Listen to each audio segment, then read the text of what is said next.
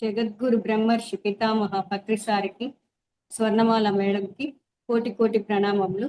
అలాగే జూమ్లో ఉన్న వారందరికీ నమస్కారాలు.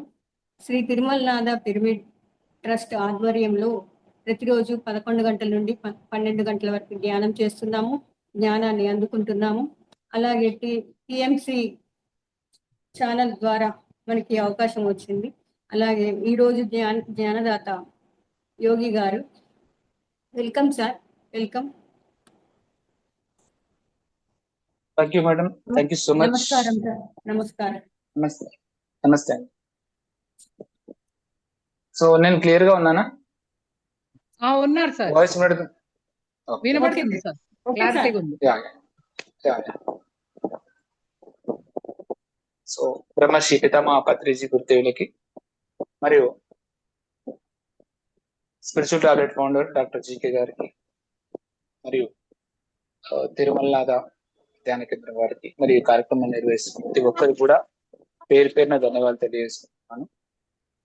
సో ఈరోజు అంతర్జాతీయ యోగా దినోత్సవం. సో ఇలాంటి ఒక గొప్ప రోజులో నాకు ఒక మంచి అవకాశం ఈరోజు దొరికినందుకు ఐఎమ్ వెరీ హ్యాపీ. సో నేను ఇవాళ మీ అందరికి కూడా ఆత్మజ్ఞానం విషయాల్ని తెలియజేసే ప్రయత్నం చేస్తాను. సో ఇవాళ నాకు ఇచ్చిన టాపిక్ ఏంటంటే traffic signals of the soul. So ఒక్క సెకండ్ కొంచెం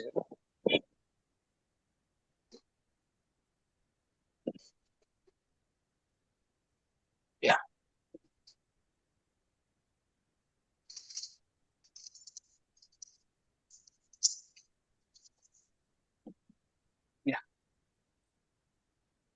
ఓకే రైట్. సో ఇవాళ so traffic signals of the soul అనే ఈ టాపిక్ లో నేను మీకు చెప్పబోయే విషయాలు ఏంటి అంటే అసలు మనకు ప్రతి ఒక్క చోట ప్రతి ఒక్క ఆట తనకంటూ కొన్ని రూల్స్ అండ్ రెగ్యులేషన్స్ కలిగి ఉంటుంది. Okay right. సో మనం ఒక కబడ్డీ తీసుకున్నా, ఒక వాలీబాల్ తీసుకున్నా, ఫుట్బాల్ తీసుకున్నా, ప్రతి చోట కూడా మనకి ఆట నియమాలు అనేవి తప్పకుండా ఉంటాయి.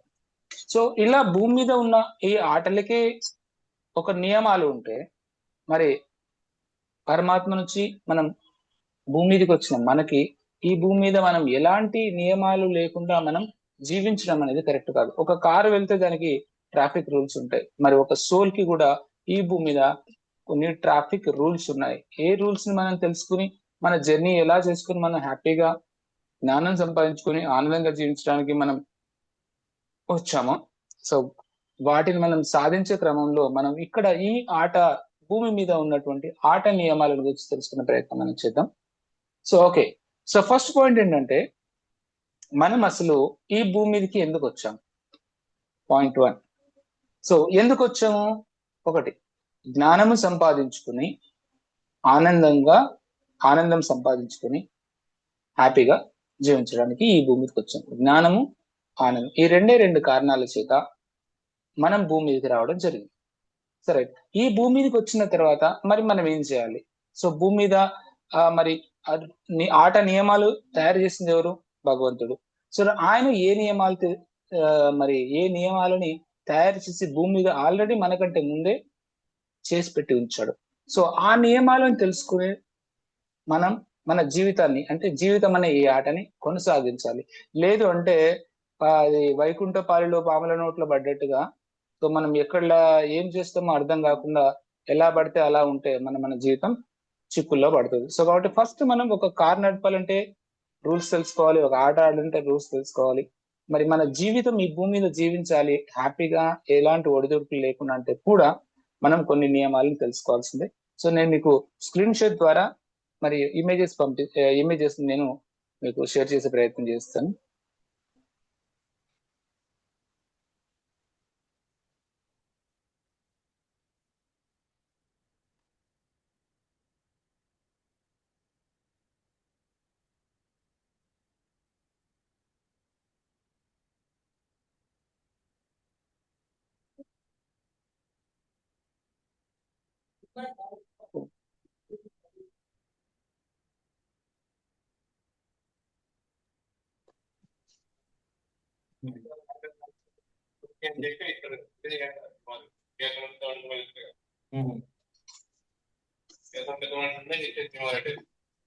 స్క్రీన్ షాట్ ఏమో షేర్ చేస్తుంది.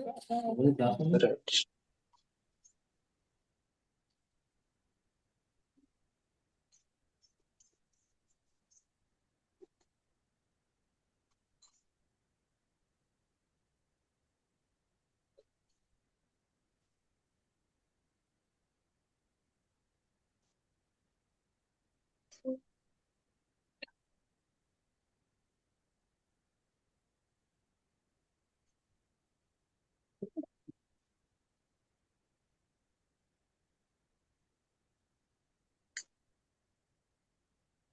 ఓకే. హలో సార్, వాయిస్ రావడం లేదు. మేడం నేను మాట్లాడతలేను, అంత మిస్ ఏం లేదు. ఓకే ఓకే, వాయిస్ కూడా కొంచెం పెంచండి సార్. పెంచుతా మేడం, తప్పకుండా పెంచుతా. ఓకే. మొబైల్లో పెంచుతా. ఓకే.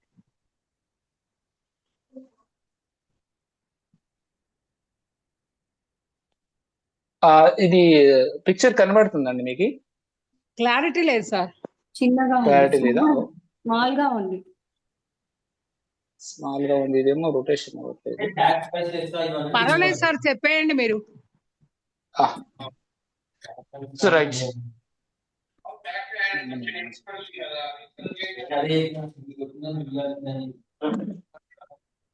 సో ఓకే,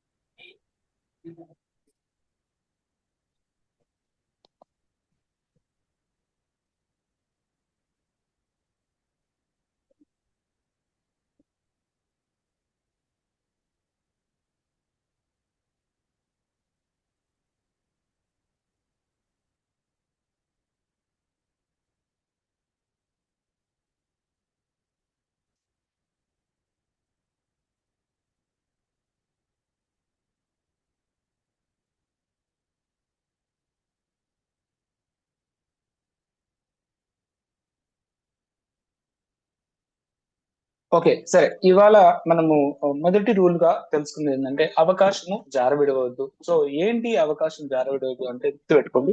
సో ఒక ఎగ్జాంపుల్ చెప్తాను మీకు. ఒక ఎగ్జాంపుల్ ఏంటంటే, ఈ భూమి మీదకి ఒక మొక్క రాబడింది. ఒక మొక్క భూమి మీద వచ్చి ఉంది. సో ఆ మొక్క మన భూమి నుంచి పైకి మాత్రమే కనబడుతూ భౌతిక జీవితాన్ని ఎంజాయ్ చేస్తుంది. భూమి లోపల వేర్లతో తను లోపలికి వెళ్తుంది. ఎస్. ఇప్పుడు ఒక మొక్క తన భూమి మీద జీవించాలి అంటే తను ఎందుకోసం జీవిస్తుంది? తను ఏది ఉంటే తను హ్యాపీగా జీవిస్తుంది? ఒకటి, ఒక మొక్క ఆరోగ్యంగా జీవించాలంటే దానికి ఎరువు, నీరు రెండు అవసరం. ఆ ఎరువు నీటితోటే తన జీవితాన్ని ప్రారంభిస్తుంది. ఆ విధంగా తన జీవితాన్ని జీవిస్తుంది. సో అట్లానే భూమి మీదకి మనిషి ఎందుకు వచ్చాడంటే జ్ఞానము, ఆనందము. ఈ రెండు, ఎరువు నీరుని తీసేస్తే చెట్టు చనిపోతుంది. జ్ఞానము, ఆనందం మనకు దూరం అయితే మనము కూడా ఈ శరీరాన్ని వదిలేయాల్సి ఉంటుంది. రైట్. సో అయితే ఇక్కడ మనం ఒక పాయింట్ తెలుసుకున్నాం ఏంటంటే, చెట్టు తన జీవిత ప్రయాణాన్ని ఎంత కష్టపడి చేస్తుందో మనిషి కూడా అంతే కష్టపడి జీవిత ప్రయాణం చేస్తూ ఉంటాడు. సో దాన్ని అర్థం చేసుకునే ప్రయత్నం చేద్దాం. Okay, point number 1. సో ఈ భూమి మీద ఒక చెట్టు జీవించాలి అంటే ఫస్ట్ ఏం చేయాలి? వేర్లు అనేవి తను స్థిరత్వం, అంటే ఏ గాలికి కొట్టుకుపోకుండా, ఎవరైనా పీకితే కూడా బయటికి రాకుండా ఉండాలి అంటే తను ఫస్ట్ తన సమాంతరంగా, భూమికి సమాంతరంగా వేళ్ళని పరచాలి.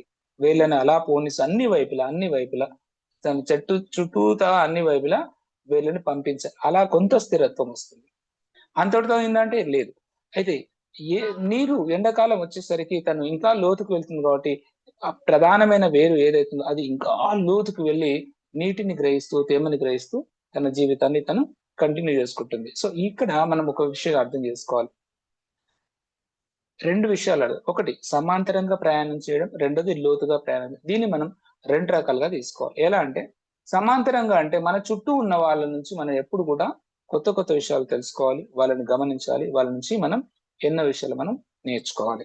ఇది సమాంతరంగా నేర్చుకోవాలి. అంటే దీని స్వల్పకాలిక లక్ష్యాల నుంచి లేదా మన చుట్టూ ఉన్న వాళ్ళ నుంచి మనం నేర్చుకోవాలి. అప్పుడు మనం స్థిరంగా ఈ భూమి మీద జీవిస్తున్నట్టు లెక్క. రెండోది చెట్టు ఎప్పుడైతే తన స్థిరత్వం కోసం లోతుగా ప్రయాణం చేస్తుందో, అలాగే మనం కూడా దీర్ఘకాలిక లక్ష్యాలు అంటే 5 సంవత్సరాలు, 10 సంవత్సరాలు, 15, 20, 25 సంవత్సరాల పాటు ఒక లక్ష్యాన్ని పెట్టుకుని దానికోసం ప్రతిరోజు మనం కొంత సమయం కేటాయించి మనం ప్రయత్నం చేయడం మొదలు పెట్టాలి. సో ఇలా లోతుగా వెళ్ళాలి, అన్ని వైపులా వెళ్ళాలి అనేది ఈ చెట్టు నుంచి మనం నేర్చుకోవాలి. సో అట్లానే మనం చూడండి, మీకు చెట్టు యొక్క జీవిత ప్రయాణం ఎలా ఉంటుందంటే, ఈ భూమి మీదకి వచ్చిన తర్వాత ఒక వేరు అలా చిన్నగా వెళ్తుంది అంటే ఒక వేరు పురుగు తినేస్తుంది. ఒక వేరు అలా లోపలికి వెళ్తుందంటే ఒక రాయి అడ్డం వస్తుంది, ఒక బండ వస్తుంది. ఓకే, సో మళ్ళీ అలా ప్రయాణం చేస్తూ చేస్తూ ఇంకా లోతుకు వెళ్తే మట్టి సరిగా ఉండకపోవచ్చు. ఓకే, అక్కడ రాళ్ళతో ఉండొచ్చు, అయినా ప్రయాణం చేస్తూనే ఉంటుంది, లోతుకు వెళ్తుంది, అన్ని వైపులా వెళ్తుంది. సో ఇంకా లోతుకు వెళ్తుంది. సో తను కావాల్సిన లక్ష్యాన్ని తను ఎంచుకుంటుంది. చూడండి, తన యొక్క జీవితం ఎంత కష్టంగా ఉంది. చౌడు నీళ్ళలో అయితే నీళ్ళు దొరకవు, ఎండాకాలం వస్తే నీళ్ళు దొరకవు.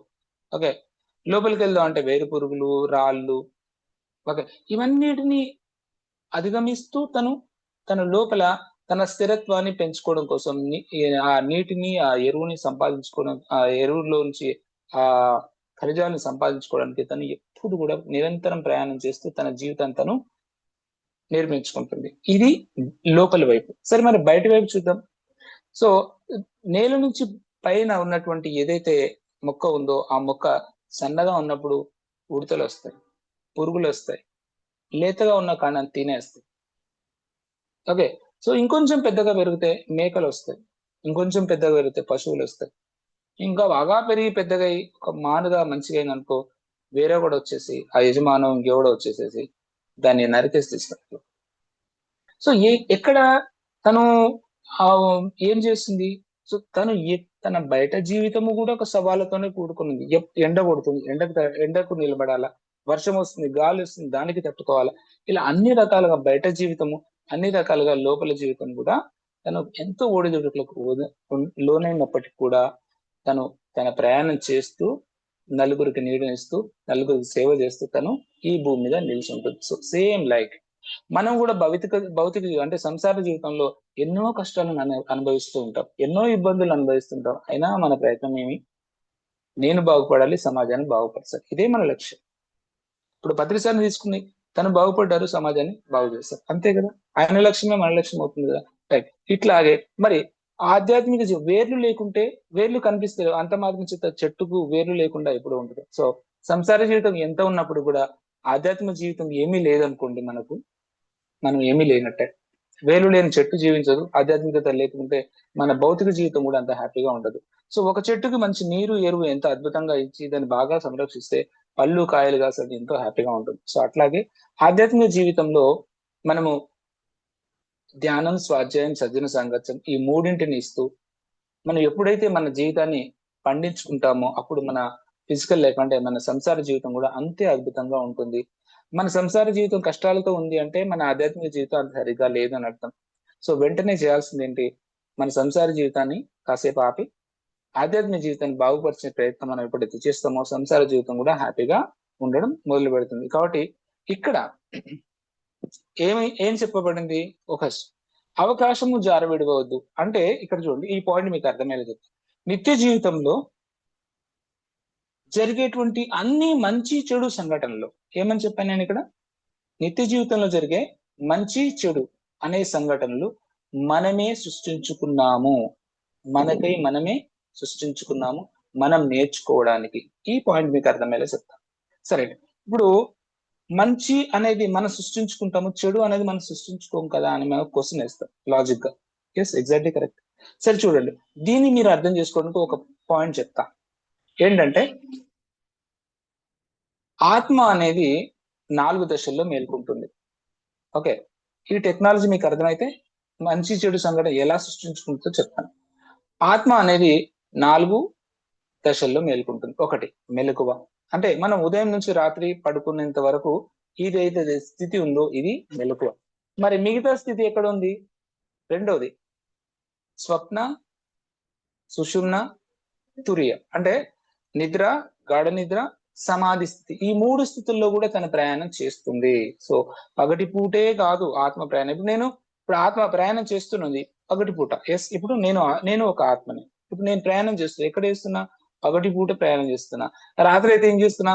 ఈ శరీరాన్ని దుప్పటేసి హాయిగా పడుకోబెట్టేసి, ఇక దీంతో నీకు పని అయిపోయింది, నేను మళ్ళీ వేరే పనులు ఉన్నాయని చెప్పేసి ఆ నిద్రలోకి వెళ్ళి, కలలలో, గాఢ నిద్రలో, మరి ఆ సమాధి స్థితిలోకి వెళ్ళి నేను ప్రయాణం చేసి ఇంకా జ్ఞానాన్ని సంపాదించుకొని మళ్ళీ ఉదయం అయ్యేసరికి ఒక్కసారి అలా మళ్ళీ శరీరంలోకి రావడం. ఇది ప్రతిరోజు అందరి జీవితాల్లో జరుగుతూ ఉంటుంది.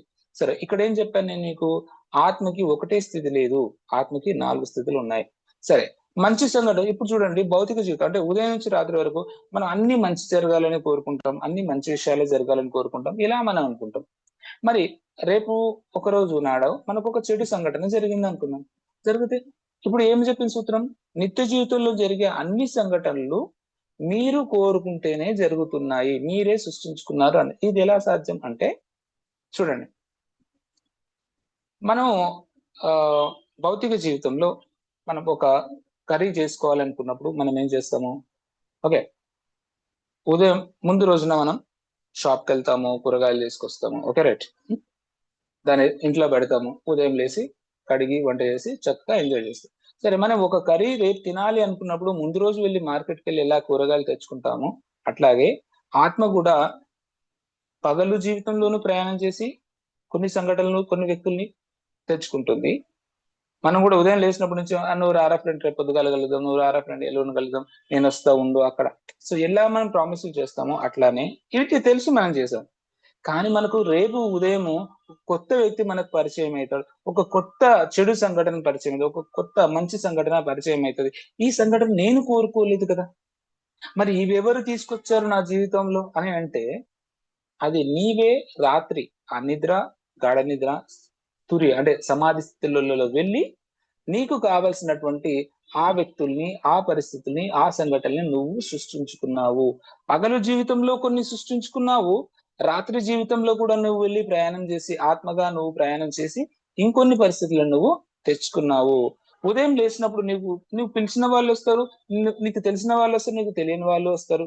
తెలిసిన వాళ్ళని పిలిచింది నువ్వే, తెలియని వాళ్ళని పిలిచింది నువ్వే, మంచిని పిలిచింది నువ్వే, చెడుని పిలిచింది నువ్వే. కాబట్టి ఇక్కడ ఈ 2 స్థితులకి నువ్వే బాధ్యుడివి. ఎందుకంటే నీకు నీ ఆత్మ ప్రయాణం అనేది ఇప్పటి వరకు తెలిసి ఉండలేదు. కాబట్టి నువ్వు అనుకుంటున్నావు చెడు జరిగిందంటే అదేదో పైన జరిగింది, నా వల్ల జరగలేదు. ఎస్, నీ వల్లే జరిగింది, అంతా నీ వల్లే జరిగింది. ఒక పాయింట్ రైట్. ఇప్పుడు నేను మీకు ఏమని రిమైండ్ చెప్పిన, మంచి చెడు సంఘటనల్ని మనమే సృష్టించుకుంటున్నాము అని చెప్పాను.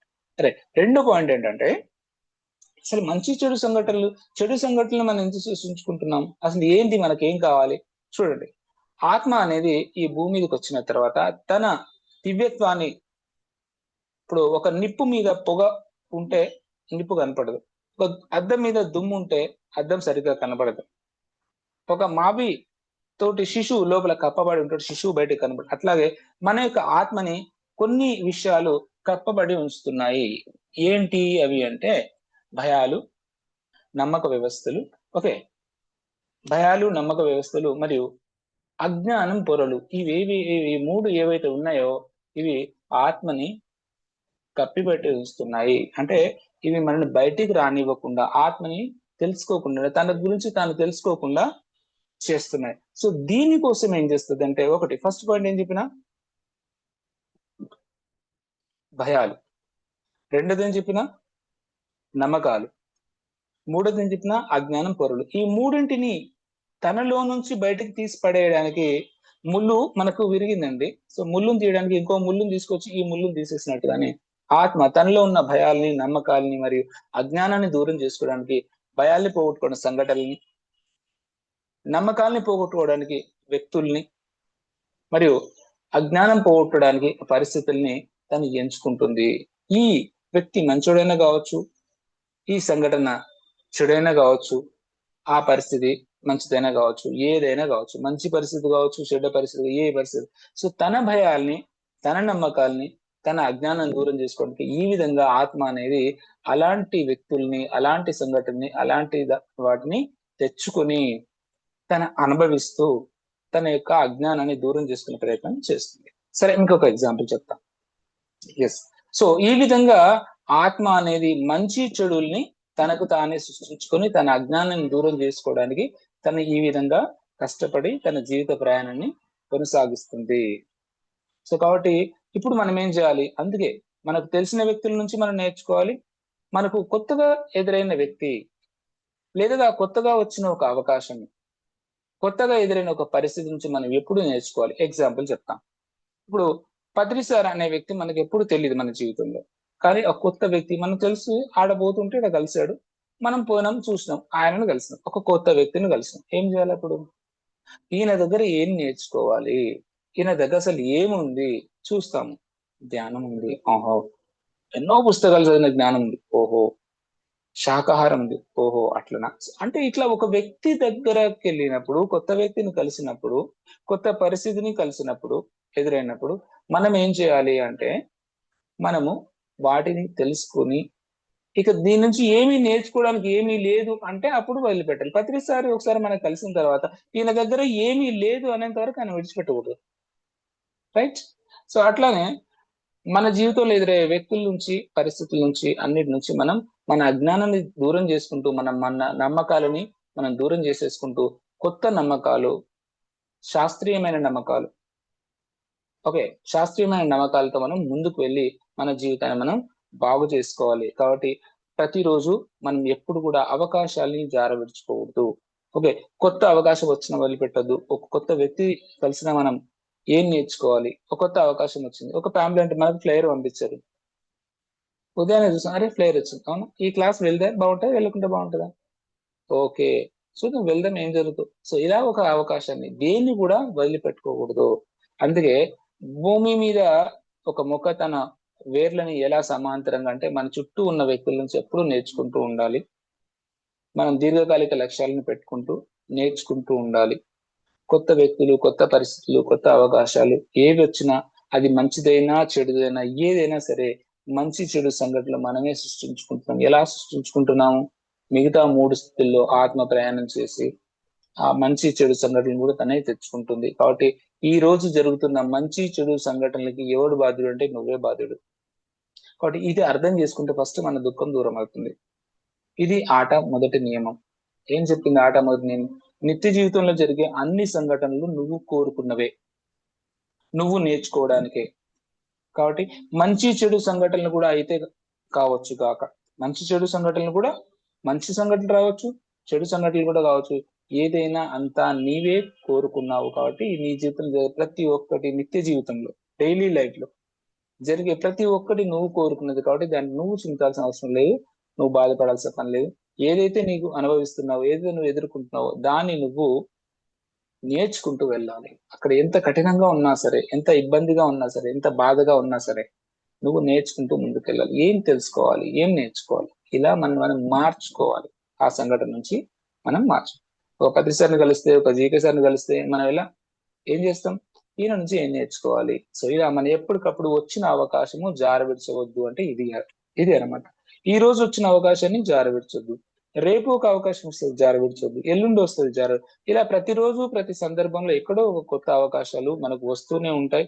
అవి నేర్చుకుంటూ మనలోని అజ్ఞానాన్ని బయటికి, మన నమ్మకాల్ని, మన అజ్ఞానాన్ని, మన భయాల్ని మనం పోగొట్టుకొని మనం నిజంగా నేను ఆత్మని, అంటే నేను భగవంతుని తెలుసుకునే స్థాయిని మనం అనుభవపూర్వకంగా సంపాదించుకున్న దాకా ఏ పరిస్థితి కూడా వదిలిపెట్టకూడదు. ఇది అవకాశం జారవిడ్చవద్దు అనేటువంటి మొట్టమొదటి నియమం. కాబట్టి జీవితంలో జరిగే మంచి చెడు సంఘటనలు అనేవి ఎవరో కాదు, మనకు మనమే సృష్టించుకుంటాం. అది కూడా మన కోసం మనం నేర్చుకోవడానికి అనేది ఫస్ట్ పాయింట్, మొదటి రూలు.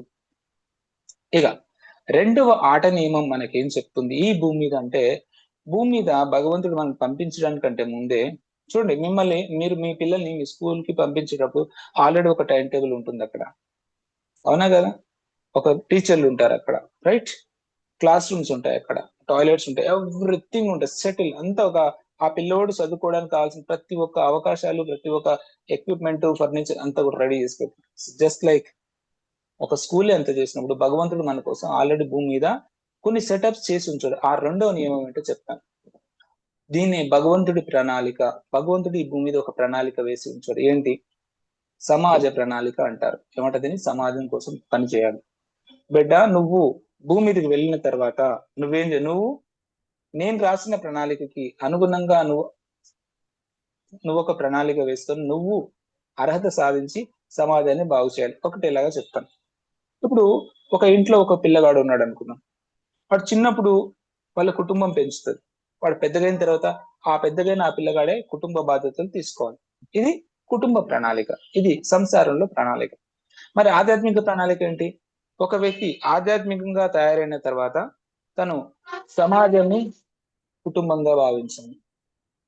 సంసారంలో ఉన్న వ్యక్తి తన కుటుంబాన్ని చూసుకుంటాడు. కానీ ఆధ్యాత్మిక ఎదిగిన వ్యక్తి ఏం చేస్తాడు? తన సమాజాన్ని తన కుటుంబంగా భావించి సమాజం కోసం ప్రయత్నం చేస్తాడు. జస్ట్ లైక్ పత్రి సార్, తను ఎదిగాడు, సమాజం కోసం పనిచేశాడు. మనం కూడా అంతే. రైట్. ఇక్కడ భగవంతుడు ఏ ప్రణాళిక పెట్టాడో తెలుసుకో. ఆ ప్రణాళికకు మనం ఏం చేయాలి? అర్హత సాధించాలి. దానికోసం ఏం చేయాలో చెప్తాం. రైట్. విశ్వ ప్రణాళిక అంటే భగవంతుడి ప్రణాళిక, సమాజ ప్రణాళిక నువ్వేమని అనుకోవచ్చు. ఓకే. సమాజానికి ఏం కావాలి? ధ్యానం కావాలి, స్వాధ్యాయం, సజ్జన సాంగత్యం, ఓకే, పౌర్ణమి ధ్యానం, క్లాసులు చెప్పడం, ఓకే, ర్యాలీలు కండక్ట్ చేయడం, రైట్, ధ్యాన యజ్ఞాలు చేయడం, ఆనంద బ్రహ్మ నిర్వహించడం, రైట్, పక్క ఊర్లకు వెళ్ళి ధ్యానం చెప్పడం, జిల్లా స్థాయిలో, మండల స్థాయిలో, రాష్ట్ర స్థాయిలో, దేశ స్థాయిలో, విదేశాల స్థాయిలో ఇదే ధ్యానాన్ని, ఇదే స్వాధ్యాయం, ఇదే సజ్జన సాంగత్యం, ఇదే ఆనంద బ్రహ్మ, ఇదే ధ్యాన మహాయజ్ఞం, ఇదే ధ్యాన మహాచక్రం, ఇవన్నీ కూడా సమాజంలో నిర్వహించబడాలి అన్నది దేవుడి యొక్క కోరిక, దేవుడి యొక్క ప్రణాళిక. ఇది ఆల్రెడీ ప్రణాళిక సెట్ చేసి ఉంచాడు. ఇప్పుడు మనం ఏం చేయాలి? ధ్యానం సమాజానికి చెప్పాలని ఫస్ట్ నువ్వు ధ్యానం చేయాలి. ఎందుకు? ధ్యానానికి నువ్వు పుస్తకాలకు గొప్పతనం చెప్పండి, ఫస్ట్ నువ్వు పుస్తకాలు చదవడం మొదలుపెట్టాలి. ఓకే. సజ్జన సాంగత్యం నువ్వు చేయాలి. ఇలా నువ్వు ధ్యానం, స్వాధ్యాయం, సజ్జన సాంగత్యం, క్లాసులు చెప్పడం, ఎలా నువ్వు నీకు వ్యక్తిగత ప్రణాళిక వేసుకొని రోజు కొంత ధ్యానం, రోజు కొంత పుస్తకాలు, రోజు సజ్జన సాంగత్యం, ఓకే, అలా నువ్వు తయారై నువ్వు అర్హత సాధించుకున్నప్పుడు, అప్పుడు నువ్వు అర్హత సాధించుకుంటే అప్పుడు సమాజానికి సహాయం చేసేందుకు నీకు అవకాశాలు రాబడతాయి. నీకు అర్హత లేదు అనుకో, నువ్వు తయారు కానప్పుడు నీకు సమాజానికి సేవ చేసే అవకాశాలు నీకు రావు. ఒకసారి నీకు సమాజానికి సేవ చేసే అవకాశం వచ్చింది అనుకో, అంటే నువ్వు అర్హత సాధించవని అర్థం. రైట్. ఇక్కడ రెండో పాయింట్ ఏంటంటే శక్తి లేకుండా కోరిక ఇవ్వబడదు అనే పాయింట్ మనం అర్థం చేసుకునే ప్రయత్నం చేస్తాం. ఎట్లాగో చెప్తా. ఇప్పుడు ఎప్పుడైతే నువ్వు సమాజ ప్రణాళికకు రీచ్ అవ్వడానికి వ్యక్తిగత ప్రణాళిక ఎప్పుడైతే నువ్వు వేసుకుని నువ్వు విజయం సాధించావో, అప్పుడు నీ లోపల కొత్త కొత్త ఆలోచనలు వస్తాయి. అబ్బా, నేను మా ఊర్లో అందరికి ధ్యానం చెప్తే బాగుండు, అయితే ఒక ఈ మండలంలో మంచి పెద్ద ధ్యానం క్లాస్ పెడితే బాగుండు, లేకుంటే ఒక పెద్ద పిరమిడ్ కట్టిస్తే బాగుండు అనేటువంటి ఇట్లాంటి గొప్ప గొప్ప థాట్స్ నీకు వస్తుంటాయి. ఇది నువ్వు వెళ్ళేసి ఎవరికైనా చెప్పావు అనుకున్నాం, ఓకే, అప్పుడు ఏమంటారు? మస్తు మంది చేస్తారు, వాళ్ళకే సాధ్యం, నీకేడు సాధ్యం అవుతుంది అని చెప్పేసి మనం పక్కదో పట్టిస్తుంటాం. సో ఆ పక్కతో పట్టించే వ్యక్తిని కూడా మనం లోపల సిద్ధంగా లేనప్పుడు వాడు బయట నుంచి నేను సిద్ధంగా ఉన్నా అంటే నీకు కావాల్సిన వాడు వచ్చి నేను అట్రాక్ట్ చేస్తాను. అంటే ఇక్కడ అర్థం ఏంటి? నీలో ఒక కోరిక అనేది కలిగింది అంటే నీలో సత్తా ఉంటేనే కోరిక కలుగుతుంది, లేకుంటే కోరిక కలగదు అనేది మనం అర్థం చేస్తాం. శక్తి లేకుండా నీలో సమాజానికి సేవ చేసేటువంటి ధ్యానము, స్వాధ్యాయము, ఆ శక్తి లేకుంటే నీకు ఎలాంటి అవకాశాలు, సమాజ ప్రణాళికలో భాగస్వామ్యం అయ్యే ఎలాంటి అవకాశాలు నీకు రావు. ఆలోచనలు కూడా కనీసం నీ మైండ్ లో మెదలవు. కాబట్టి ఇది నువ్వు ఒక సాధనలో ముందుకు వెళ్తున్నావు, ఒక గొప్ప ఆలోచన నీలో కలిగింది, చేద్దామని ఒక దృఢ సంకల్పం కలిగిందంటే నీలో సత్తా ఉంది అని అర్థం. సో అది అర్థం చేసుకుని వెంటనే మనం ఏం చేయాలి? సమాజ ప్రణాళిక కోసం మనం ముందుకు వెళ్ళాలి. అలా సమాజాన్ని బాగుపరిచే ప్రయత్నం మనం చేసుకుంటూ వెళ్ళాలి. కాబట్టి అది ఎంత పెద్ద కష్టమైనా పర్వాలేదు. ఇప్పుడు చూడండి, మీకు ఒక ఎగ్జాంపుల్ చెప్తా. పత్రి సారు ఒక పెద్ద పిరమిడ్ కట్టాడు కడతాల్లో. ఇప్పుడు చెప్పండి, ఆయనకి ఎంత గొప్ప థాట్ వచ్చి ఉంటుంది? మరి అందరు ఏమని చెప్పుకుండొచ్చు ఆయనకి? అవుతుందా కాదా అని? లేదు, అవుతుంది, చేద్దాం, దట్స్ ఇట్. ఆయన అంత గొప్ప ప్రణాళిక పెట్టుకోడు. ధ్యాన జగత్ అంటాడు, పిరమిడ్ జగత్ అంటాడు, శాకార జగత్ అంటాడు. మరి ఇంత గొప్ప గొప్ప ఐడియాస్ ఎట్లా వచ్చినాయి? ఆయన దగ్గర సత్తా ఉంది కాబట్టి ఆయన అంత గొప్ప లక్ష్యాలు పెట్టుకొని దాన్ని నెరవేర్చే ప్రయత్నం చేస్తూ తను ముందుకెళ్ళారు. సో మనం కూడా మన లోపల ఒక గొప్ప లక్ష్యాలు కలుగుతున్నాయి, గొప్ప లక్ష్యంగా మనం పనిచేస్తామని మన లోపల ఏవైతే ఆలోచనలు వస్తున్నాయో అవి మనలోంచి వచ్చిన ఆలోచనలు కాబట్టి శక్తి మనలో ఉంటేనే ఆలోచన మనలోకి వస్తాయి. ఇప్పుడు చూడండి, ఒక 10 లక్షలు లేకపోతే ఒక కారు కొందామని ఆలోచన మీ లోపల రాదు. చూస్తారు, రోడ్డు మీద వెళ్ళే కార్లన్నీ చూస్తారు, కానీ దేని మీద నీకు మనసు రాదు. ఎప్పుడు వస్తే నీకు మనసు? నీ దగ్గర డబ్బు ఉంటే అబ్బా ఈ కారు కొంటే బాగుంటుంది కదా అనే ఒక థాట్ నీకు వస్తుంది. సో దీన్ని బట్టి ఏం అర్థం చేసుకోవాలి, శక్తి లేకుండా కోరిక కూడా కలగదు. శక్తి ఉంటేనే కోరిక కలుగుతుంది. కాబట్టి కోరిక కలిగిందంటే శక్తి నీలో ఉందని అర్థం చేసుకొని సమాజం కోసం ముందుకెళ్లే ప్రయత్నం మనము చేయాలి. కాబట్టి దీన్ని అర్థం చేసుకొని మనం వ్యక్తిగత ప్రణాళికలు మనము కంప్యూటర్ నేర్చుకోవాలి, లాంగ్వేజెస్ నేర్చుకోవాలి, ఓకే, మనం డ్రైవింగ్ నేర్చుకోవాలి, ఒక షార్ట్ ఫిలిమ్స్ చేయడం నేర్చుకోవాలి. సో ఇట్లా ప్రతి ఒక్కటి సమాజానికి మనం ఏ విధంగా మనం మనకున్న ధ్యానం, ఆత్మజ్ఞానం, స్వాధ్యాయం, సజ్జన సాంగత్యం, మరి ఇవన్నీ జ్ఞానం పంచాలి అనుకున్నప్పుడు ఇవన్నీ కూడా మనం నేర్చుకోవాలి. నాకు తెలుగు వచ్చు, హిందీ, ఇంగ్లీష్ నేర్చుకోవాలి, దట్స్ ఇట్, అంతే. ఇది మన వ్యక్తిగత ప్రణాళికలో ఇంకా మనం ముందుకెళ్ళాలి. ప్రతిసారి నేర్చుకుందా లేదా? ఓకే, ఇప్పుడు జీకే సార్ దేశాలు జరుగుతుందా లేదా? ఎస్. సో అట్లా మనం మనని మనం డెవలప్ చేసుకుంటూ మనం ముందుకు వెళ్ళడం చేయాలి. రైట్. మూడో పాయింట్. సో భగవంతుడు మూడో నియమం ఏం చెప్పాడంటే, నాన్న మనలో ఉన్న అజ్ఞానమే, అంటే నీలో ఉన్న అజ్ఞానమే నీ బాధలకు కారణం, కానీ నేను కాదు అని చెప్పాడు. సో నువ్వు భూమి మీదకి వెళ్తున్నావు కదా, నువ్వు అక్కడ బాధలు పడతావు. సో నువ్వు ఆ బాధలు పడుతున్నావు అంటే దానికి బాధ్యుడు నేను కాదు, నువ్వే.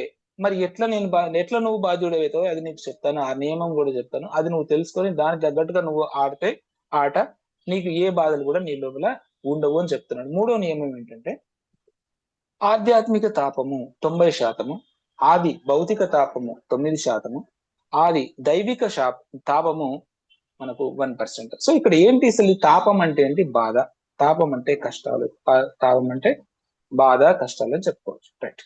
సో ఈ ఆధ్యాత్మిక బాధలు ఏంటంటే మన జీవితంలో 90%. ఇవి ఎట్లా?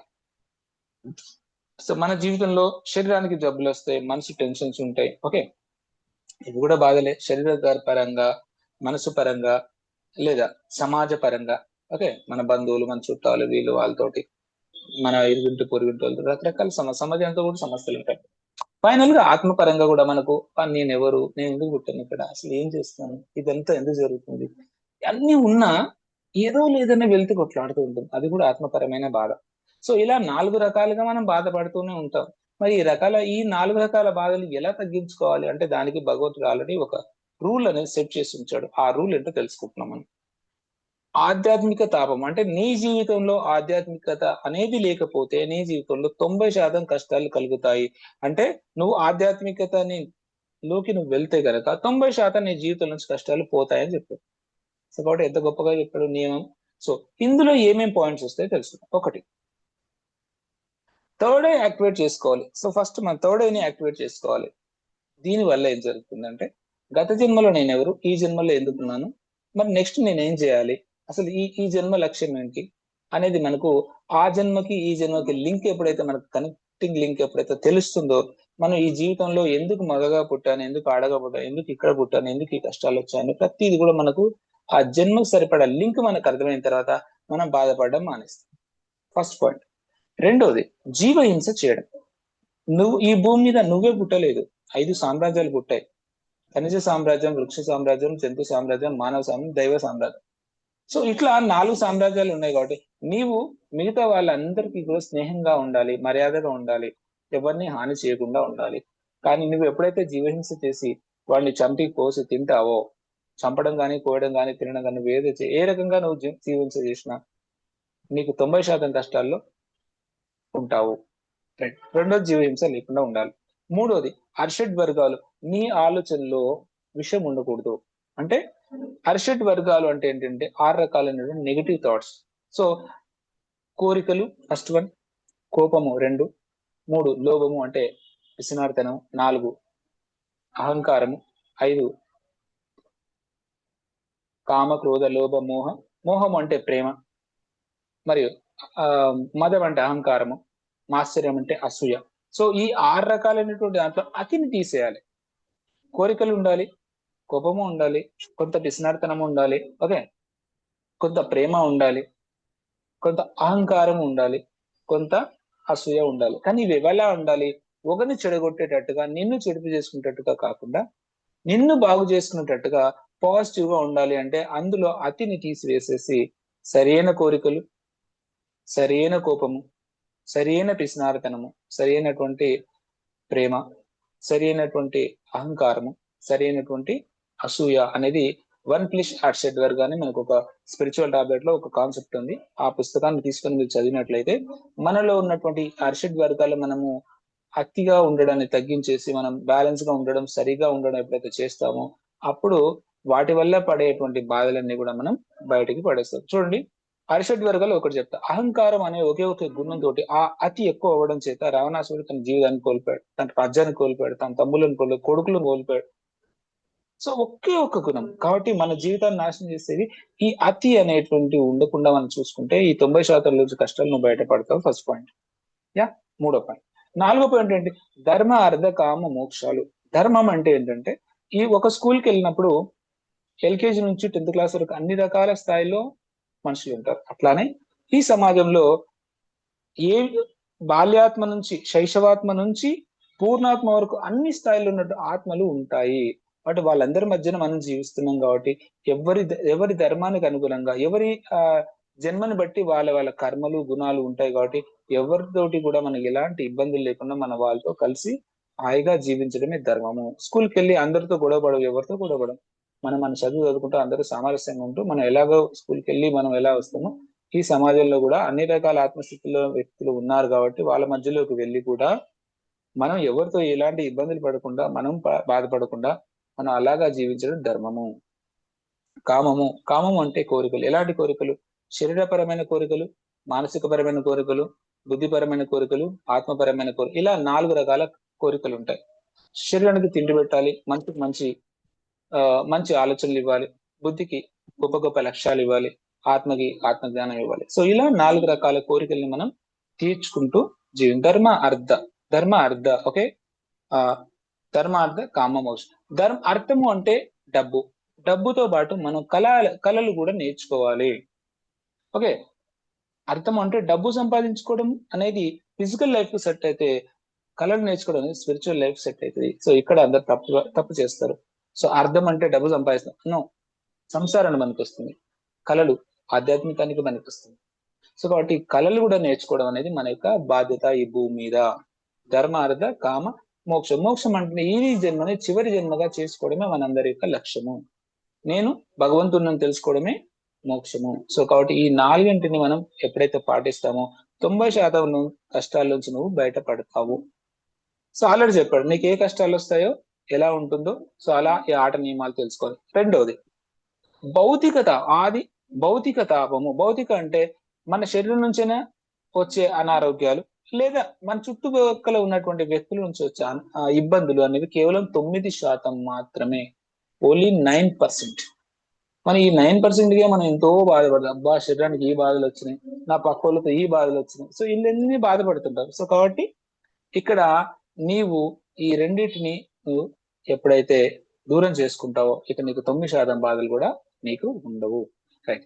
లాస్ట్ ఫైనల్, నువ్వు ఎంతసేపు దైవిక తాపంలోని ఓకే ఆధ్యాత్మిక తాపం మరి ఆది భౌతిక తాపం క్లియర్ చేసుకోవాలడానికి మనం ఏం చేయాలి? ధ్యానం, స్వాధ్యాయం, సద్ధ్యాయం. ఈ 3 మనం ఎప్పుడైతే చేయకుండా అలాగే ఉంటామో, ఇంకా ఎన్ని బాధలు పడ్డా భగవంతుడి వైపు మనం చూడము, ధ్యానం వైపు మనం కన్ను పెట్టి చూడము, స్వాధ్యాయం వైపు మనం కన్ను పెట్టి చూడము, అప్పుడు ఇక దేవుడు గాడ్ పనిష్మెంట్ అనే ఒక అస్త్రాన్ని ప్రయోగిస్తాడు. భూకంపాలు, సునామీలు, యాక్సిడెంట్లు, చావులు. ఓకే. అంటే ఏమీ నేర్చుకోకుండా భూమి మీద అలాగే ఉంటే, సోమరిపోతుని ఉంటే భగవంతుడు శిక్షిస్తాడు అనేది ఈ పాయింట్ యొక్క ఉద్దేశం. కాబట్టి ఆ 1% అనేది దేవుడిచ్చే పనిష్మెంట్. నిజంగా నువ్వు అన్ని నేర్చుకుంటే ఈ 9% ఉండదు, ఈ 1% కూడా ఉండదు. నీ జీవితం అనేది హ్యాపీగా ఉంటది. సో కాబట్టి ఈ 4 పాయింట్స్ మనం అర్థం చేసుకోవాలి. సో ఈ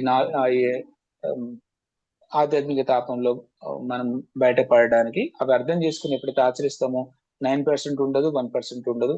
మన జీవితంలో అన్నింటికి మనమే హ్యాపీగా ఉంటాము. ఇది 3వ నియమం. సరే, ఇందులో చెప్పబడినటువంటి భౌతిక పరమైన ఆది భౌతిక తాపం, దీని గురించి మనం నెక్స్ట్ పాయింట్ లో చెప్పుకుంటాము. అది మన శరీరం నుంచి, మన పక్క వాళ్ళ నుంచి ఎలా బాధల నుంచి బయటపడాలనేది రైట్. ఇక్కడ మనం నిత్య జీవితంలో బాధ అన్నా, కష్టము అన్నా, రోగము అన్నా, ఇబ్బంది అన్నా, ఏదన్నా సరే దాని యొక్క అర్థం ఏంటి? అజ్ఞానమే అని అర్థం. నువ్వు ఎన్ని పేర్లు పెట్టినా దాని అర్థం ఏంటి? అజ్ఞానం. రైట్. ఇప్పుడు ఫోర్త్ పాయింట్, మనల్ని బట్టే మన తోడు. మనం ఎలాంటి వాళ్ళమో అలాంటి వాళ్ళే మనకు తోడుగా ఉంటారు. మన గుణాలని బట్టే అవతల వాడి గుణాలు మ్యాచ్ అయితేనే మన ఇద్దరం కలిసి ఒక దగ్గర మాట్లాడుకుంటాం. నాకు క్రికెట్ ఆడాలనే గుణం ఉంది, నాకు క్రికెట్ ఆడే ఫ్రెండ్ వచ్చి నా పక్కన కూర్చుంటాడు. నాకు ఫుట్బాల్ ఆడే గుణం ఉంది, ఫుట్బాల్ ఆడే ఫ్రెండ్ వచ్చి నా పక్కన. సో నువ్వు ఎలా ఉంటావో, నీ గుణాలు ఏవైతే ఉన్నాయో అలాంటి గుణాలు ఉన్న వాళ్ళే నీకు మ్యాచ్ అవుతారు, నీతో కలిసి ఉంటారు. కాబట్టి ఇక్కడ మనం ఏం అర్థం చేసుకోవాలి అంటే, చూడండి ఒకసారి, మనము భౌతిక తాపం, ఆది భౌతిక తాపం అనే 9% చెప్పినాం కదా. ఈ 9% ఎలా అర్థం చేసుకోవాలి చెప్తా. ఒక స్కూల్కి వెళ్ళాము, అక్కడ ఒక స్కూల్ ఉంటుంది, ఒక టీచర్ ఉంటాడు, ఒక టెక్స్ట్ బుక్ ఉంటాయి, లెసన్స్ ఉంటాయి, ఆయన చెప్తాడు, మనం వింటాము, నేర్చుకుంటాము. ఇదొక స్ట్రక్చర్డ్ వే, అది స్కూల్లో నేర్చుకునే పాఠాలు. మరి రెండోది ఏంటి, స్కూల్ విడిచి ఎప్పుడైతే మనం బయటకు వస్తామో, ఆ కాంపౌండ్ దాటి బయటకు వస్తాం, సమాజంలోకి వస్తాం.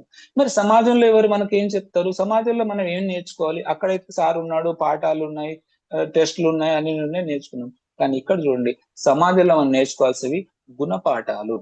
ఇది స్పిరిచువల్ వే. సో మన గుణాల్ని మార్చుకోవాలి. మరి టీచర్లు ఎవరు? నువ్వు శిష్యుడివి. ఓకే, సమాజం అంతా కూడా గురువే. సమాజంలో ఉన్న ప్రతి ఒక్కరు గురువే, నువ్వే శిష్యుడు. కాబట్టి నువ్వేం చేయాలంటే, నువ్వు ఒక పత్రిసారి నీకు కనబడితే ఏ విధంగా అయితే, పత్రిసార్లతో ఏముందబ్బా, ఆయన దగ్గర ఏముంది అంతగా తెలుసుకోవడానికి, ఆయన ఎలా మాట్లాడుతున్నాడు, ఆయన ఎలా ఉంటున్నాడు, అసలు ఏం చెప్తున్నాడు, ఆయన ఏం చేయమని చెప్తున్నాడు. సో ఎలా నువ్వు ప్రతి అంశాన్ని నువ్వు పట్టి చూసి ఆయన దగ్గర అబ్బా ఇంత జ్ఞానం ఉంది అలా నువ్వు ఎలాగైతే ఆయనలోకి చూసావో, నువ్వు కూడా సమాజంలోకి వెళ్ళేసి ఒక్కొక్క వ్యక్తిని, నీకు కలిసిన వ్యక్తిని, నువ్వు చూస్తున్న వ్యక్తిని నువ్వు అబ్జర్వేషన్ చేసి అతనిలో ఉన్నటువంటి గుణాలని చూడు, మంచిని చూడు, చెడుని చూడు. ఆ రెండింటిని చూసి నీలో ఒకవేళ మంచి కనపడింది అనుకో, నీలో మంచి ఉన్నట్టు, ఆ మంచి ఉంటే ఇంకా డెవలప్ చేసుకోవడానికి ప్రయత్నం చేయాలి. రైట్, నువ్వు అవతల వ్యక్తిలో చెడుని చూసావనుకుందాం, నీలో కూడా చెడు అంటే అందులో 90% వానిలో ఉంటే 10% అనే నీలో ఉండాలి, లేదా నీలో 90 ఉండొచ్చు, వానిలో 10%. సో ఆ చెడు గుణాన్ని నువ్వు చూసావంటే నీలో కూడా ఆ గుణం ఉన్నట్టే అని అర్థం చేసుకుని మనం ఏం చేయాలి అంటే, మన గుణాన్ని మార్చుకోవడం చేయాలి. సో సమాజం మనకి ఏం నేర్పిస్తుంది, సమాజంలో ప్రతి ఒక్కడు మనకు గురువే, మనమే శిష్యుడు. మనం నేర్చుకోవాల్సిన పాఠాలు ఏంటి, గుణ పాఠాలు. అక్కడ చాక్పీసు, బోర్డు ఇవన్నీ ఉండవు.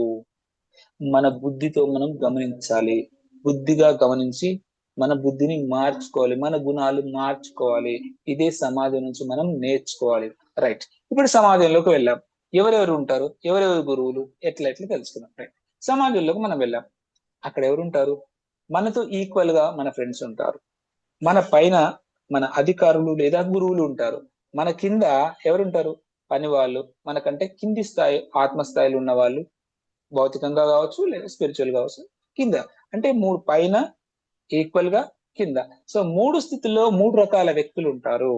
ఆ వ్యక్తుల దగ్గర నుంచి మనం నేర్చుకోవడం మొదలుపెట్టాలి. సో ఫస్ట్ పాయింట్ చెప్తా, స్నేహితులు. చూడండి, మీరు ఒక ఉద్యోగానికి వెళ్ళారు, అక్కడ మీ ఫ్రెండ్స్ అందరూ ఉన్నారు, నువ్వు అక్కడ శిష్యుడు, నీ ఫ్రెండ్స్ అందరూ నీ గురువులే. ఒక్కొక్కరి దగ్గర ఒక్కొక్క రకమైన గుణం ఉంటుంది. ఆ గుణాన్ని చూసి ఒక డిసిప్లిన్ కి మారిపోయారు, ఒక టైం కి మారిపోయారు, ఒకడు వర్క్ ని ఫాస్ట్ గా చేసి బయటపడతాడు.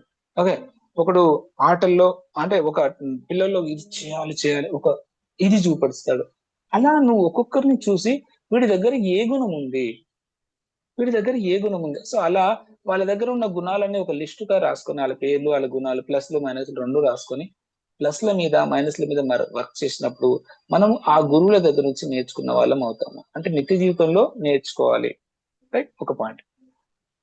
రెండో పాయింట్, మనకంటే పైన ఎవరుంటారు, మన బాస్. మనం నువ్వు ఏ పని చేయి, బాస్ ఏదో పుల్ల పెడతారు, అత్త కావచ్చు, గురువు కావచ్చు, మొగుడు కావచ్చు, లేదా మనకు మన హయ్యెస్ట్ గురువు అయిన కత్రి సార్ కావచ్చు, జీకే సార్ కావచ్చు, మన పైన ఉన్న గురువులు. మనం ఏం చేసినా వాళ్ళు నచ్చరు, ఏమన్నా జరగచ్చు. కానీ ఆయన అలా అన్నాడని సో నేను మంచి చేసినా, ఆయన ఎన్ని చేసినా పులు ఇట్లా పెడతాడు అట్లా పెడతాడు మాట అని అంటారు, కానీ అది తప్పదు. సో మనమే తప్పు, ఆయన ఏం చేసినా మనదే తప్పు, దాట్స్ ఇట్. కాబట్టి మనం మారాలి, మనం మారినప్పుడు ఆయన మారుతాడు. కాబట్టి ఇది అర్థం చేసుకుని వాళ్ళ దగ్గర కూడా ఏ గుణాలు ఉన్నాయి, వాళ్ళ దగ్గర ఏమున్నాయి, వాళ్ళని గురువుగా భావించి వాళ్ళ దగ్గర నేర్చుకునేవన్నీ నేర్చుకో. ఇక పైన కింద పని మనిషి. సో మన దగ్గర పనిచేస్తున్నటువంటి వ్యక్తులు, మనకంటే కింద ఎవరైతే పనిచేస్తున్నారో వాళ్ళ దగ్గర ఎలాంటి గుణాలు ఉన్నాయి, వాళ్ళలో విశ్వాసం ఉందా లేదా, మన పట్ల గౌరవం ఉందా లేదా, వాళ్ళు చెప్పిన పని చేస్తున్నారా లేదా, టైంకి వస్తున్నారా లేదా, లేకపోతే వాళ్ళు ఎలా ఉంటున్నారు ఏంటి, ఆ వాళ్ళని కూడా తొంగి చూడాలి. వాళ్ళు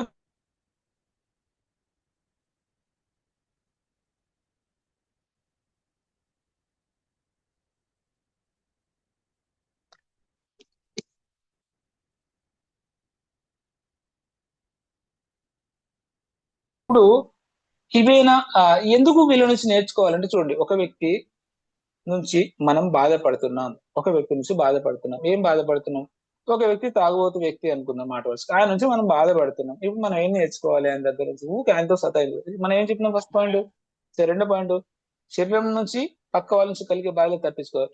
ఏదైతే ఆయన లోపల గుణం చూసామో, తాగుబోతు గుణం అంటే ఆయన ఒకే ఒక విషయాన్ని కట్టుబడి ఆనందాన్ని పొందుతూ ఉంటాడు. అది ఒక్కటే ఆయనకు, మిగతా అంతా పక్కన పెట్టేశాడు, ఒక్కటే. సో మనం కూడా ఈ మధ్య కాలంలో, ఈ కొంతకాలంలో మనం ఏదో ఒకే ఒక విషయాన్ని పట్టించుకొని మిగతా విషయాలు మనం పక్కన పెట్టేసాం. అది ఏ విషయం అయి ఉంటుంది అని అర్థం చేసుకొని మనం ఆ విషయాన్ని ఎప్పుడైతే సరిదిద్దుకొని మళ్ళీ అన్ని చేయడం మొదలు పెడతావు, ఈ తాగుబోతు వ్యక్తి నుంచి మనం బయట. సో అంటే ఇక్కడ ఏంది, ఆ వ్యక్తి వల్ల బాధపడ్డానికి బయటికి అనిపించిన తప్పు ఆయనదే అనిపించిన, కానీ ఇక్కడ మనలో సరి చేసుకుంటేనే ఇది మనం అర్థం చేసుకోవాలి. Okay right. సో ఒక వ్యక్తి పిసినారి అనుకోండి, వాడు మనల్ని ఊకి సతాయిస్తాడు అనుకో, వాడికి మనం డబ్బులు ఇచ్చాము, వాడు మనకి ఇవ్వట్లేదు. ఓకే, వాడు నన్ను సతాయిస్తున్నాడు, నువ్వు ఎంతసేపు అంటావు, అర్థమైంది, వాడిని సతాయిస్తుంది వాడు, మరి నువ్వేమైనా సతాయిస్తలేవా, అది నువ్వు అర్థం చేసుకో. అయ్యో వీడు నన్ను సతాయిస్తుంటే నేను ఇవన్నీ సతాయిస్తుంటా అని అర్థం చేసుకుని వెంటనే నువ్వు వాడు సరే కరెక్షన్ చేసుకుంటే ఇక్కడ వీడిని నువ్వు బాధపెట్టుకుని పక్కన పెట్టేసి డబ్బులు ఇచ్చేసి వెళ్ళిపోతావు. సో అంటే ముళ్ళొచ్చి ముళ్ళుని తీసినట్టుగా, సో మనం ఎప్పుడైతే ఓకే ముళ్ళొచ్చి ముళ్ళుని తీసినట్టుగా మనం ఎప్పుడైతే ఈ ప్రయత్నం చేస్తామో అప్పుడు మనం పక్క వాళ్ళ నుంచి కలిగే బాధల నుంచి మనం తగ్గించు. సో అట్లాగే శరీరపరంగా మనం పడే బాధలు అంటే పుట్టుకతో వచ్చే గుడ్డి, పుట్టుకతో వచ్చే కుంటి, మరి రకరకాల అంటే ఇట్లాంటి పుట్టుకతో వచ్చే లోపాలని మనం కుటుంబ తల్లిదండ్రుల మీద మనం మోపాల్సిన పని లేదు. ఎందుకంటే అది మనం జన్మతహా తెచ్చుకున్నది కాబట్టి, మనం తెచ్చుకున్న కష్టాలు మనవే కాబట్టి మనం అర్థం చేసుకుని ముందుకెళ్ళాలి. ఎస్. 5th పాయింట్, దేవుడి రాజ్యం, ఐదో నియమం, దేవుడి రాజ్యం తొలుత అంటే ఫస్ట్. ఇప్పుడు ఏంటంటే మీకు క్వశ్చన్ చెప్తా, సమాజం ఇచ్చే సలహాలు మరి ఆధ్యాత్మికం ఇచ్చే సలహాలు చూద్దాం. సమాజం ఏమంటుంది, బాబు ఒక ఉద్యోగం, ఒక వ్యాపారం చేయి, ఒక ఉద్యోగం చేయి, నీకు డబ్బు వస్తే చాలు, డబ్బు సంపాదించి ఫస్ట్ అన్ని వచ్చేస్తాయని చెప్పేసి మనకు హ్యాపీగా సలహాలు ఇచ్చేస్తుంటారు. బట్ స్పిరిచువాలిటీ డెడ్ అపోజిట్ ఏం చెప్తుందంటే, ఫస్ట్ నువ్వు భూమి మీదకి నువ్వెవరు, ఆత్మవి, నీకేం కావాలి, ఆత్మజ్ఞానం కావాలి, కాబట్టి నువ్వు దేని మీద దృష్టి పెట్టాలి, నువ్వు ధ్యానం మీద దృష్టి పెట్టు, ఆత్మజ్ఞానం మీద దృష్టి పెట్టు, ప్రయారిటీ ఫస్ట్ దీనికి ఇవ్వు, నెక్స్ట్ డబ్బుకి ఇవ్వు. ఫస్ట్ ప్రయారిటీ ధ్యానం, నెక్స్ట్ ప్రయారిటీ డబ్బు. ఈ ప్రయారిటీస్ మార్చుకోండి అని చెప్పేసి మనకి చెప్తాం. అసలు దేవుడి రాజ్యం నీలో ఉంది, ఓకే, దాన్ని తొలుత గమనించు, మిగతా వాటిగా ఆరోగ్యం, ఆనందం, ఐశ్వర్యం అన్ని వాటికవే కలిసి వస్తాయి అని మనకు ఆధ్యాత్మికత చెప్తా ఉంది. అంటే ఏం చేయాలి, సో దేవుడి రాజ్యం చూడడం అంటే అసలు ఏంటి, దాని యొక్క ఉద్దేశం ఏంటంటే ధ్యానం, స్వాధ్యాయం, సజ్జన సంగతి. ఎప్పుడైతే 3 చేస్తామో అలా చేయటమే దేవుడి రాజ్యంలోకి ప్రవేశించడం. ఇప్పటిదాకా మనం ఏవైతే పట్టి పీడిస్తున్న సమస్యలు ఏవైతే ఉన్నాయో, కష్టాల కడలి అనేది మన జీవితంలో స్టార్ట్ అయింది అంటే వెంటనే మనం దేవుడి రాజ్యంలోకి వెళ్ళాలి. అంటే ధ్యానం, స్వాధ్యాయం, సజ్జనంలోకి వెళ్తే మనకు ఆ కష్టాల నుంచి వెంటనే మనం బయటపడతాం. కాబట్టి మన కష్టాలకి పరిష్కారం ఎక్కడుంది, దేవుడి రాజ్యంలో ఉంది. దేవుడి రాజ్యం అంటే ధ్యానం, స్వాధ్యాయం, సజ్జన సాంగత్యం. సో ఇది అనమాట. సో కాబట్టి ఇక్కడ మరి 50% ప్రాపంచికం ఎక్కువనా, ఆధ్యాత్మికం ఎక్కువనా అంటే, ఇప్పుడు చూడండి, ఈ 2 కళ్ళు ఉన్నాయి, ఎడమ కన్ను గొప్పనా, కుడి కన్ను గొప్పనా అంటే ఏమని చెప్తారు, 2 కళ్ళు గొప్పవే, రెండిటికి 50-50 అవకాశాలే ఉన్నాయి. కాబట్టి మనం దీన్ని అర్థం చేసుకొని ఏది ఎక్కువ కాదు, ఏది తక్కువ కాదు, కానీ ఫస్ట్ ప్రయారిటీ ధ్యానానికి, నెక్స్ట్ ప్రయారిటీ డబ్బుకి ఇవ్వడం అనేది, మనం ప్రయారిటీస్ మార్చుకోవడం అనేది మనం నేర్చుకోవాలి. ఇది జీవితంలో ప్రతి ఒక్క ఆత్మ ఈ భూమి మీద హ్యాపీగా జీవించడానికి ఈ 5వ నియమాన్ని అర్థం చేసుకొని ముందుకెళ్ళాలి అని చెప్పేసి మనం నేర్చుకోవాలి. సో ఈ అవకాశం ఇచ్చినటువంటి మరి తిరుమలనాథ ధ్యాన క్షేత్రం వారికి మరియు ఈ జూమ్ నిర్వహిస్తున్న ప్రతి ఒక్కరు కూడా పేరు పేరున ధన్యవాదాలు తెలియజేసుకుంటూ ముగిస్తున్నాను. Thank you. Thank you sir, thank you so much. కాసేపు ధ్యానం చేద్దాం, 10 నిమిషాలు. మాస్టర్స్ 10 నిమిషాలు ధ్యానం చేద్దాం మాస్టర్స్. తర్వాతకి మీకు